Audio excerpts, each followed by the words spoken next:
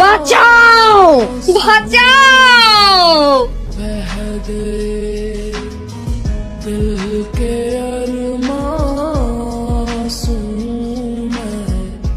চিনতে পারছেন না ওকে?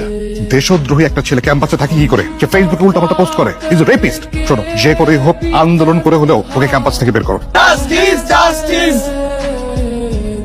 মনে পড়ে স্যার, আনিস আমার ভাই, ওকে ক্যাম্পাস থেকে মেরে বের করে দিলেন, রাস্টিকেট করে দিলেন। আমার ভাইটাকে নিয়ে না আমার মার অনেক স্বপ্ন ছিল, ও অনেক বড় হবে, কিন্তু আপনি সব শেষ করে দিলেন স্যার, ওর জীবনটা ধ্বংস করে দিলেন। এখন পুলিশ আসতেছে।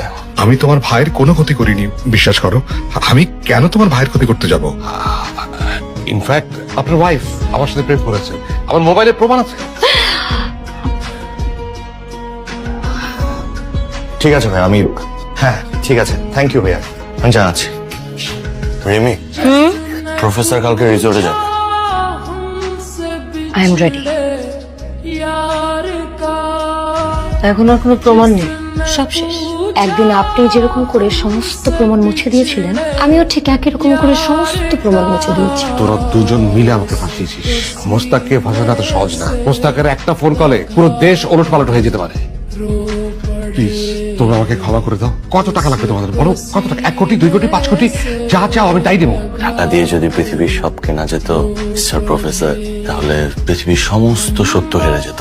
আপনি যতগুলো মেয়েকে হ্যারেস করেছেন প্রত্যেকের সাথে কথা হয়েছে, সবাই আপনার ব্যাপারে মুখ খুলতে রাজি।